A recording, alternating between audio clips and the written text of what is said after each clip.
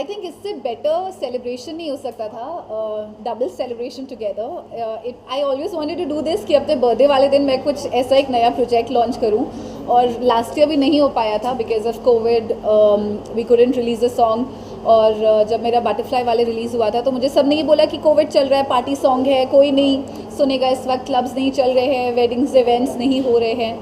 So this year I am finally able to do it thanks to Kamal ji and Digya music कि मुझे ऐसा मौका मिला कि मैं बर्थडे वाले दिन डबल सेलिब्रेशन का मज़ा उठा सकूं. कमल जी, आपसे चाहूँगा कि म्यूजिक इंडस्ट्री में आना कैसे हुआ, क्या प्रेरित किया आपको म्यूजिक बनाने के लिए? ये बस काम करते करते मतलब लगा कि मुझे मेरा पैशन था कि मैं म्यूजिक लेवल करूं या मैं काम करूं इसके अंदर, तो बस इसके लिए हमने ये काम किया.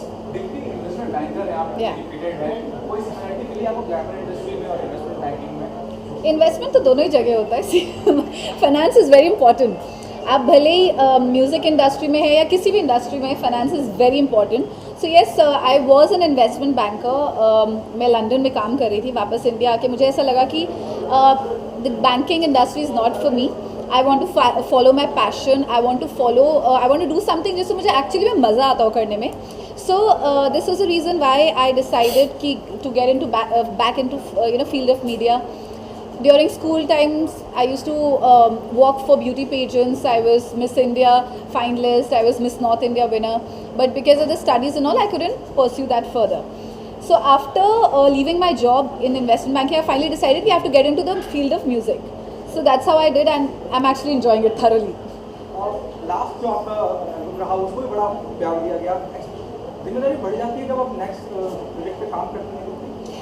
ये तो आप बिल्कुल सही कह रहे हैं. अगर आपका कोई एक सॉन्ग एक नंबर हिट कर जाता है, अब जैसे साहिल जी का एक सॉन्ग है 52 गज का दामन, जो which is the highest viewed song on YouTube, right. तो उनके ऊपर भी एक जिम्मेदारी थी कि बॉलीवुड हरियाणवी स्टाइल में कैसे उस सॉन्ग को दिखाएं कि हमेशा आपको पिछले प्रोजेक्ट से बेटर करना होता है. So for me it was the same. मेरा लला लोरी 400 मिलियन क्रॉस कर गया. My butterfly वाले is doing pretty well with Meet Brothers. 2 हफ्ता पहले करेरा आया था which is also doing pretty well. So जिम्मेदारी और बढ़ जाती है कि अगला प्रोजेक्ट ऑडियंस को कुछ ऐसा दे जो पहले से अलग हो और बेहतर हो. जब पल्लव रखते लफ्ज़ ज़हन में आता है, हमारे सामने जया जी डांस करती नजर आती है. Have you taken some references, और आप क्या कहना चाहेंगे जहाँ इतनी दिग्गज शख्सियत ने परफॉर्म किया संदीप जी के साथ? जी, well actually Pallu Latke is a folk word, Rajasthani folk word, जो कई सारे वर्जन्स आए हैं इस सॉन्ग के. अगर आप यूट्यूब पे पल्लू लटके डालें so there be lot of versions of this song. Recently अभी एक बॉलीवुड मूवी में भी आया था इसका song. But this was a completely different concept. इसका कोई रेफरेंस नहीं लिया गया था किसी भी सॉन्ग से. This is a complete independent project in it self. और इसमें हमने हाँ, हमने पल्लो यूज़ नहीं किया. That was very important. तो मुझे याद है शूट के बीच आई वाज टेलिंग साहिल जी, मैं कहा साहिल जी पल्लो लटके सॉन्ग है और पल्लो तो यूज़ ही नहीं किया हमने. कहते हैं ये हम अलग करने की कोशिश कर रहे हैं. इस पल्लो लटके में पल्लो नहीं होगा. It's completely Bollywood style and Haryanvi, जो पहले हरियाणवी इंडस्ट्री को नहीं मिला है, तो वो हम करने की कोशिश कर रहे हैं. बेसिकली पॉप कुछ भी नहीं था इसमें, जो भी था वेस्टर्न था. हम डालने को डाल सकते थे पल्लो, but every Haryanvi song having पल्लो, घाघरा, दामन एंड ऑल. तो माइंड में कुछ कॉन्सेप्ट था कि सॉन्ग होगा वो जुड़ा हुआ होगा हरियाणा से कहीं ना कहीं, बट जो वीडियो होगी वो पूरी अलग होगी, वो कहीं उससे जुड़ी नहीं होगी. अरे आपसे ज़्यादा चाहूँगा कितनी जिम्मेदारी बढ़ जाती है, जैसे अभी दीप्ति ने जिक्र किया 52 एक्सपेक्टेशंस तो सबकी बढ़ती है. जैसे कि 1 बिलियन गया मेरा, फास्टेस्ट 1 बिलियन सॉन्ग है बाबू से दामन. उसके बाद एक्सपेक्टेशन हमारी खुद की ही बढ़ती है, पब्लिक की ही बढ़ती है कि नेक्स्ट क्या पता इससे बढ़ा जाए. बट हम कोशिश करते रहते हैं कि हाँ भाई कुछ अच्छा करें, लोगों को कुछ अच्छा दिखाएं, क्योंकि इतना प्यार उसको दिया, हमारा नेक्स्ट प्रोजेक्ट आए उसको और प्यार मिले. तो हमारी एक्सपेक्टेशंस तो कभी ख़त्म ही नहीं हो सकती अगर अपने आप से पूछा जाए तो कि क्या एक्सपेक्टेशंस है. हम हर बार अच्छा करने की कोशिश करते हैं, ऊपर करने की कोशिश करते हैं. That's it. जिस तरह से ऑडियंस की एक्सपेक्टेशन बढ़ जाती है कि जिसने 52 गज दिखा है वो कुछ और कमाल करेगा, और हाँ. नर्वसनेस होती है, डर लगता है. बिल्कुल बिल्कुल. 52 गज का दामन मुकेश जाजी ने लिखा है. बेसिकली उन्होंने और भी गाने दिए हैं, मतलब, लेकिन क्या है वो तो पब्लिक का प्यार था जो वो 1 बिलियन गया. तो अब फिर से प्यार पब्लिक कैसे देगी, वो पब्लिक के ऊपर, आप सबके ऊपर है. आप भी ऑन स्क्रीन बहुत खूबसूरत लग रहा है, जिस तरह से परफॉर्म किया है, जिस तरह से कोरियोग्राफ किया है, एक एनहांस कर दिया उस गाने को, जिस तरह से लिखा गया है, कंपोज किया गया है. ये कितना विनिंग सिचुएशन है आपके लिए? Do you think half the battle is won, जब इस तरह से शूट करके इस तरह से पिक्चर है या दीप्ति सी शख्सियत को परफॉर्म कर रही है? ये अपने लिए, अपने लेवल के लिए बहुत अचीवमेंट की बात है कि मतलब दीप्ति मैम हमारे चैनल पे परफॉर्म कर रही हैं, और इनके अभी हमारे पास 4 प्रोजेक्ट रेडी पड़े हैं जो अभी हम नेक्स्ट छोड़ने वाले हैं. तो वो किस तरह के होंगे? वो भी अल्टीमेट है, वो भी बहुत प्यारे सॉन्ग हैं वो भी. हम अभी डिस्क्लोज नहीं कर सकते उनके बारे में, बट आने वाले टाइम में, आने वाले 2 महीने में दिखाई देंगे दिग्या म्यूजिक पे आप सबको प्रोजेक्ट्स. और वो प्रॉपर वेस्टर्न, और मतलब एक तो हम भूतिया स्टाइल के ऊपर पूरा लेके गए हैं. So one is a horror comedy जिसके बारे में बात कर रहे हैं, जॉनर हॉरर कॉमेडी.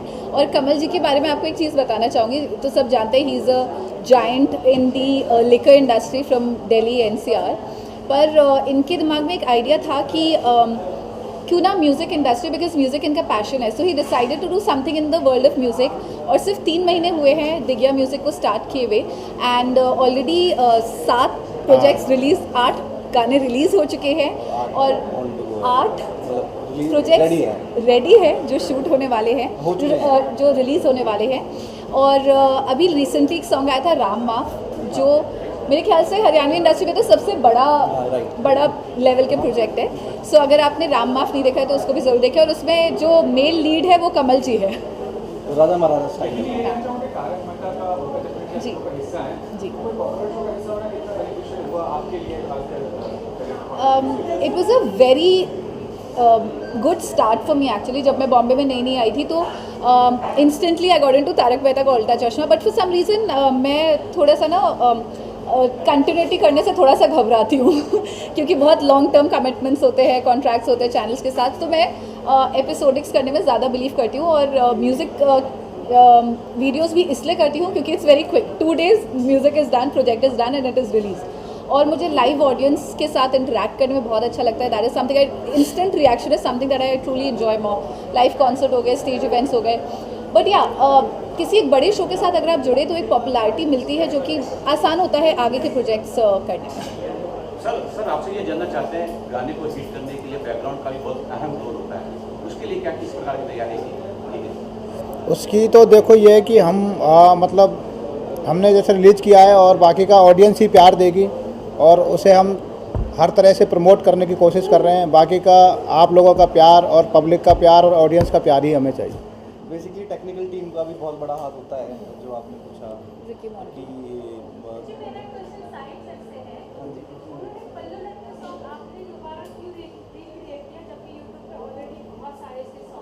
मैम मैं इसका रीज़न दूंगा आपको. पल्लो लटके एक, अगर मैं अपनी लैंग्वेज में बताऊँ, एक गीत है.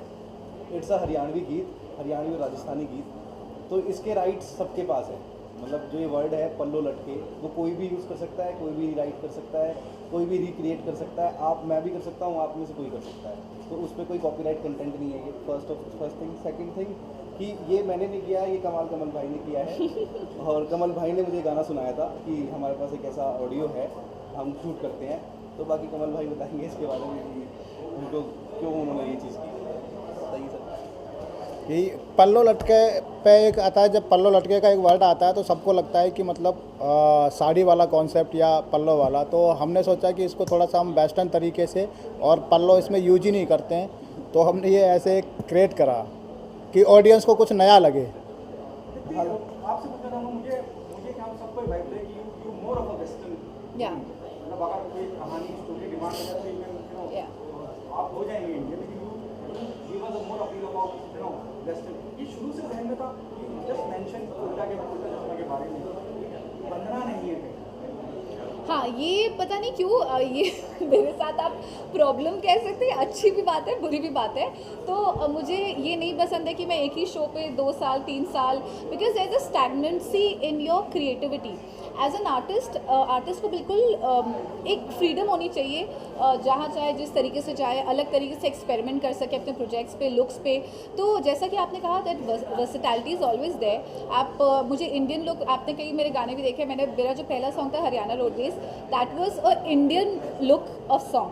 तो बादशाह के साथ था वो सॉन्ग, और उसमें कम्प्लीटली इंडियन लुक में मैं आई थी। और एक और सॉन्ग मैंने किया था अरविंदर खेरा के साथ, विच इज़ टूट जाए, which is again a Indian look. But then I did Lalla Lori with a Western look, and this is Indian and Western both. If you see, there's Indian looks also, Western looks also. तो मेरा ये मानना नहीं है कि आप किसी look से अपनी क्रिएटिविटी को दबा सकते हैं। That versatility should always be there as an artist, नहीं तो फिर आप आर्टिस्ट नहीं हैं, आर्टिस्ट नहीं कहलाएंगे फिर आप। जैसे मैंने पहले भी कहा, जया जी की याद आती है जब मैं फोटो रखने के बाद। किसे डेडिकेट करना चाहेंगे इस सॉन्ग? किसे डेडिकेट? वेल, डेडिकेट तो नहीं, बट या सबसे पहले जब ये सॉन्ग शूट किया हमने, सबसे पहले जब हमने ये गाने के BTS and all that, so I send it to my mom first of all.